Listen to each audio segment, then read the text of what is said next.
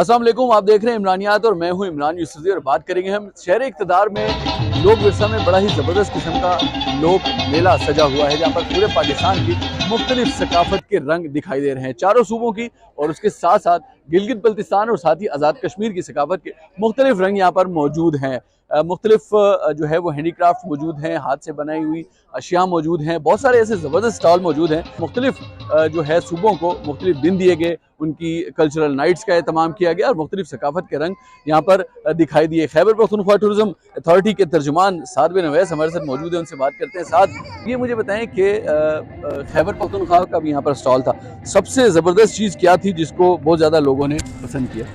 मुख्तलिफ स्टॉल से पहले तो मैं कहूँगा लोक विरसा में सबसे ज़्यादा लोग पसंद ही केबी पवेलियन को कर रहे हैं। अच्छा, माशाल्लाह। वो और सबसे ज़्यादा क्राउड जो इनके अपने सोशल मीडिया के पेजेस हैं, हमारे पेजेस हैं, उसमें सबसे ज़्यादा रश और व्यूज़ इधर ही देखने को मिले। तो ये सबसे बड़ी बात है और सबसे यूनिक चीज़ खैबर पख्तूनख्वा की ये थी कि एक तो आप देख रहे सारे स्टॉल्स को हमने वही देहाती और कल्चरल टच दिया हुआ है।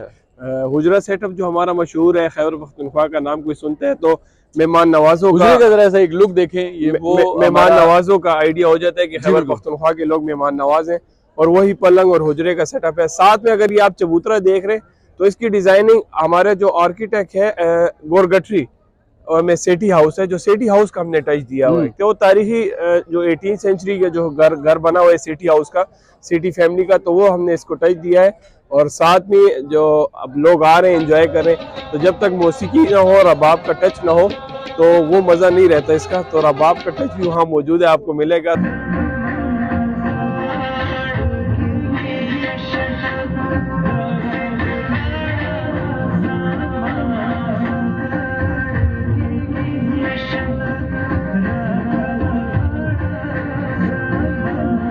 ये मुझे बड़ी ज़बरदस्त चीज़ लगी। ट्रक आर्ट हम नॉर्मली तो सिर्फ ट्रकों के ऊपर ही देखते थे, अब हम देख रहे हैं कि मुख्तलिफ चीज़ों के ऊपर, और बल्कि अगर हम साथ के जूते दिखाएं आपको तो ये भी ट्रक आर्ट का एक बड़ा ज़बरदस्त नमूना है। और मोटरसाइकिल है, साइकिल है और बहुत सारी चीज़ें हैं। ट्रक आर्ट से लेके यानी कि सबसे छोटी चीज़ हो या मोबाइल में कह दूंगा, मोबाइल के कवर तक और चाय की प्याली तक, ये ट्रक आर्ट चेंज हो गया। वो इसलिए कि कोरोना आया तो कारोबार डाउन हो गए, सब कुछ बंद हो गया। तो जो ट्रक आर्ट के खैबर पख्तूनख्वा पेशावर से ताल्लुक़ रखने वाले सैयार खान थे, उन्होंने अपना आर्ट चेंज किया, घर बैठ गए, फारिग थे, ट्रकों का काम नहीं था, उन्होंने इस तरफ रुख किया कि मैं किचन और ग्रॉसरी साइड पे घर की चीज़ों पे चले जाता हूँ। तो वो बाइक किया, ये सारा कुछ मिला। तो अभी उनको एक ऑर्डर मिला हुआ है जिसपे ये सारा कंटेनर ट्रक आर्ट का बाहर मिल जाएगा। अच्छा। तो ये साइकिल मोटरसाइकिल आप यहाँ पे देख रहे हैं, ये सारा बाहर जाएगा। तो ये उसका पूरा कंटेनर का सामान तैयार कर रहे हैं। इसमें देखिए मुख्तलिफ चीज़ें हैं, चपली हो गई, शूज हो गए, लोग अपने घरों की चीजें ला के इनको दे रहे हैं कि भाई आप हमारे उसको जो है जो भी चीज इनको दीजिए, उसको ये ट्रक आर्ट से कर सकते हैं। उसका ट्रक आर्ट। चाय की प्याली जो हमारा रिवायती कावा है, इन्होंने उस बर्तन को, चैनक को भी है ट्रक आर्ट में चेंज कर दिया। इसके अलावा अगर आगे जाते जाएं तो सिर्फ हमने खैबर पख्तूनख्वा को नहीं किया, मगर जो उसके जम अजला हैं हमने उसको भी इसमें शामिल किया है कि हमारे जम अजला खैबर पख्तूनख्वा का हिस्सा है। तो मौसीकी नाइट में हमने जम अजला के सिंगर्स को शामिल किया।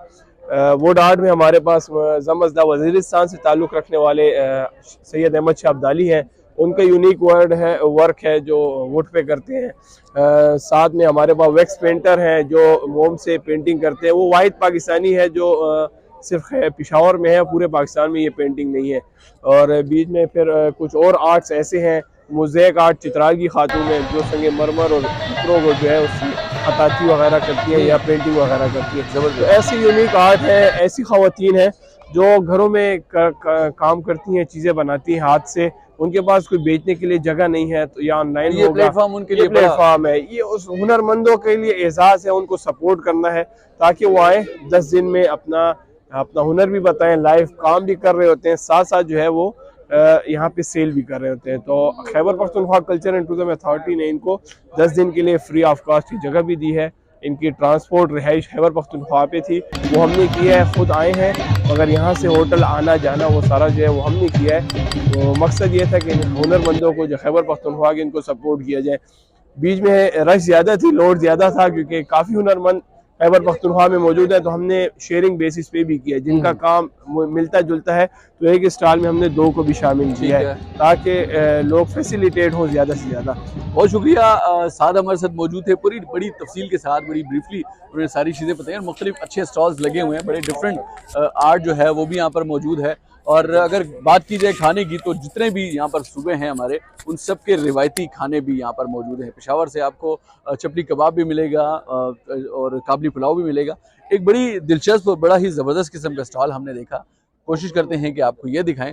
अहमद शाह अब्दाली एक बहुत बड़ा नाम है तारीख़ में, और तारीख़ के साथ साथ अब ये एक और हवाले से भी तारीख़ रकम करने जा रहे हैं। अहमद शाह अब्दाली हमारे साथ मौजूद हैं। ये बुनियादी तौर पर इनका ताल्लुक वज़ीरिस्तान से है, और वुड आर्ट को इन्होंने एक बिल्कुल ही नया रंग दिया है। एक ऐसा कलर, एक ऐसा रंग और एक ऐसी जहत से इस वुड आर्ट को जो है वो नवाजा है कि वो बिल्कुल एक अलग चीज़ बन गई है। आपको दिखाते हैं कुछ थोड़ा सा इनका काम भी, और उसके साथ साथ इनसे थोड़ी सी गुफ्तगू भी करेंगे।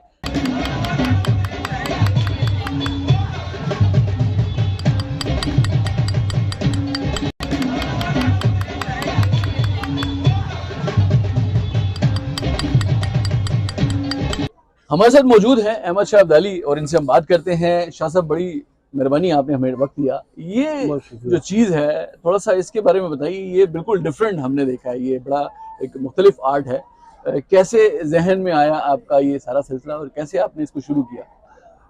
बिस्मिल्लाहिर्रहमानिर्रहीम। असल में ऐसा है कि आपने पहले कैनवस के ऊपर तो बहुत सारी चीज़ें आर्ट वगैरह देखा होगा, लेकिन लकड़ी के ऊपर जिस तरह ये आर्ट है, ये सेम इस तरह जिस तरह कैनवस के ऊपर होता है, लेकिन कैनवस में ये है कि आप कलर इस्तेमाल करते हैं। यहाँ पे मैं कार्विंग इस्तेमाल करता हूँ, तो कार्विंग से मैं मिड टोन्स निकालता हूँ।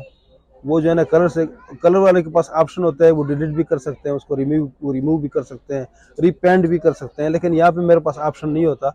मैं अगर एक सिंगल टक मेरा गलत लग जाए तो वो जो है वो फिर खराब हो जाती है। ठीक है। तो इसलिए बड़ा केयरफुल रहना पड़ता है। इसके लिए बहुत ज्यादा पेशेंस, मुश्किल काम भी है। बहुत मुश्किल, जी मुश्किल काम तो खैर है न्यू कमर के लिए, या फिर जो ना अनएक्सपीरियंस्ड जो होता है उसके लिए। लेकिन शुक्र अल्हम्दुलिल्लाह हमारे लिए तो वो मुश्किलात खत्म हो गई जो शुरू में थी पहले। ठीक है।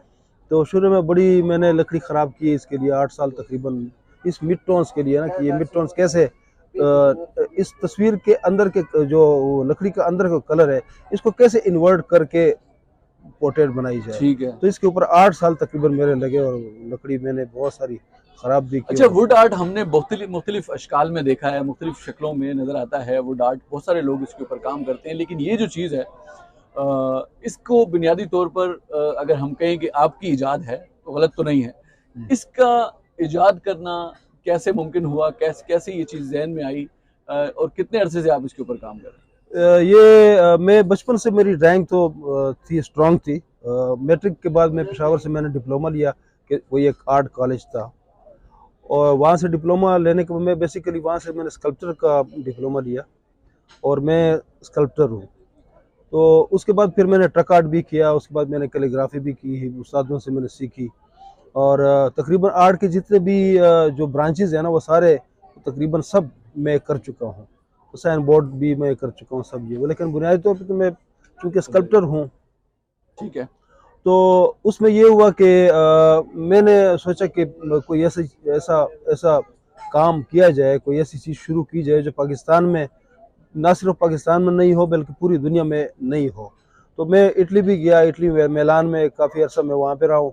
और आपको पता है कि इटली में तो बहुत ज़्यादा जो है आर्ट वर्क होता है, और आर्ट के बारे में वहाँ बड़ा रिच कंट्री है वो आर्ट के लिए ना। लेकिन वहाँ पे भी ये चीज़ नहीं थी। ठीक है। ये जो पोर्ट्रेट्स आपने देखा होगा कि एक डीप कार्विंग के जरिए ही होती थी, जिस तरह एक अल्लामा इकबाल की तस्वीर मैंने बनाई हुई है, ये इस तरह की कार्विंग होती थी और इस तरह के पोर्ट्रेट बनते थे। तो असल में ये मिड टोन्स जो है ना वो निकालने थे। तो मिड टोन्स के लिए क्या किया मैंने कि वो लकड़ी जो है ना उसको मुख्तलिफ करते करते करते जलाई मैंने, बाकायदा जलाकर आप किसी प्रोसेस से गुजार कर जी उसके बाद इस शक्ल में लेके आते हो, फिर उसके ऊपर क्रिएशन होती है। जी, इसके लिए मैंने फर्नेस बनाई। फर्नेस बनाने के बाद फिर जो रॉ लकड़ी है पहले उसको जलाते हैं, ताकि हमारे पास कम से कम 2 कलर्स आ जाएं, एक ब्लैक और एक लकड़ी का अपना ओरिजिनल कलर। ठीक है। अब वो उसके ऊपर डिपेंड करता है कि आप कितनी देर उसको जलाते हैं। वो जो उसकी ऊपर तय होती है ब्लैक की, ठीक है। वो चाहे आप 0.5 mm करते हैं या उससे ज्यादा अच्छा। करते हैं, तो उसके लिए ये अगर मुस्तकिल होती है, ये कलर जाता नहीं है। नहीं वो नहीं जाता, ठीक है। बिल्कुल कोयले को क्या होना है जाहिर सर। सी बात है। तो उसके बाद फिर ये जब कलर आ जाता है तो फिर उसको कुरचते हैं सर डीप कार्विंग से। हम मैंने एक फार्मूला बनाया है उसका, पोर्ट्रेट्स जिस तरह आर्टिस्ट जो है ना वो डार्क कलर से लाइट कलर की तरफ जाते हैं, दरम्यान में मिड टोन्स आते हैं फेस जब बनाते हैं कलर से।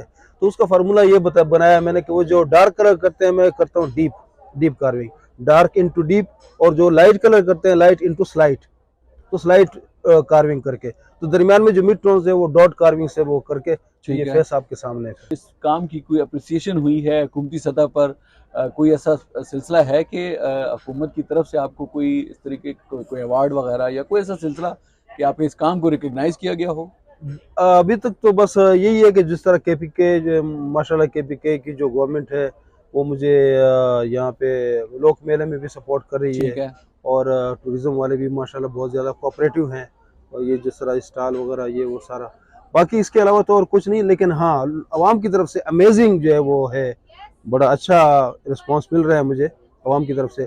इतना कि चूँकि अब पहले जो है आपने देखा होगा शादी ब्याह में दूल्हा दुल्हन की जो है जो एल्बम वगैरह बनते थे, अब उस एल्बम की जगह पे ये पोर्ट्रेट्स ले रहे हैं, ये पोर्ट्रेट बनते हैं वो कपल के। हाँ जी बिल्कुल, वो एक यादगार के तौर पे, या किसी कोई घर में कोई बूढ़ा बुजुर्ग जो फौत हो चुका हो उसकी तस्वीर फेड हो चुकी होती है, तो वो मुझे बेचते हैं, मैं उस तस्वीर को जो है वो करता हूँ कार्व करके उनको देता हूँ, एक फॉरएवर चीज बन जाती है उनके सामने, उनके प्यारों की तस्वीर वो घरों में लगा देते हैं वो सारा वो। तो ऑल ओवर दी वर्ल्ड बिल्कुल आ रहा है, रिस्पांस अच्छा आ रहा है, मुख्तलिफ मुल्कों में ऑनलाइन वो करते हैं, इसको सेल आउट करते हैं? जी ऑनलाइन, जी बिल्कुल ऑनलाइन काम करता हूँ मैं, और मुझे लोग व्हाट्सएप से ऑर्डर देते हैं, ठीक है, पोर्ट्रेट्स वगैरह बेचते हैं, मैं जो है ना उनकी वो बनाते हैं। अच्छा मुझे एक चीज़ बताएं, एक चीज़ जो आपने खुद इजाद की है, जाहिर सी बात है कि आपकी अपनी तख्लीक है ये, तो इसको कोई सिखाने का, आगे इस हुनर को आगे किसी जो शौक के रखने वाले लोग हैं उन तक पहुंचाने का कोई सिलसिला है, कोई इंस्टीट्यूट वगैरह टाइप? मैं बिल्कुल इसके बारे में सोचता तो हूँ कि होना चाहिए ये, और लेकिन चूंकि मेरी माली हैसियत इतनी नहीं है कि मैं इंस्टीट्यूट बना सकूँ, तो गवर्नमेंट अगर मुझे फैसिलिटेट करेगी इसमें ना तो मैं इंशाल्लाह ये जो है ना ये नीचे भी जो है ना जो आम आवाम तक ना ये जो इस चीज़ के मुतलाशी हैं या शौक रखते हैं उनको मैं ये सिखा दूंगा। यहाँ इस्लामाबाद में काफ़ी लोग मुझसे रब्ता कर रहे हैं, लेकिन चूँकि है नहीं फैसिलिटी, इसकी थोड़ा सा महंगा ये है, काम महंगा है, काम महंगा है, ये सीखना भी इसका महंगा होगा। जी हाँ, सीखना भी इसका महंगा है, तो इसके टूल्स भी जो है ना जो है वो तो खैर मिल जाते हैं टूल्स वगैरह, लेकिन जो बाकी जो जिस तरह बट्टी है, फर्नेस वगैरह और ये सारा ये थोड़ा महंगा है, बिजली का खर्चा और ये सारा तो जो भी जलाते हैं तो उसमें। ठीक है, बहुत शुक्रिया। अहमद शाह अब्दाली हमारे साथ मौजूद थे और उनका ये कहना था कि बड़ा मुश्किल और बड़ा महंगा शौक है ये, तो अगर हुकूमत इनको सपोर्ट करे तो यकीनन ये इस फन को, जो कि इनकी अपनी तख्लीक है, इनकी अपनी ईजाद है, इसको आगे पहुंचा सकते हैं उन लोगों तक जो इसका शौक रखते हैं। और मैं आपको जाते जाते एक तस्वीर दिखाना चाहूँगा। जॉनेलिया कहते हैं कि मैं भी बहुत अजीब हूँ, इतना अजीब हूँ कि बस खुद को तबाह कर लिया और मलाल भी नहीं। जॉनेलिया की ये तस्वीर देखी तो उनका ये मुझे शेर याद आया। बहुत शुक्रिया, आपसे मुलाकात होती है अगले प्रोग्राम में।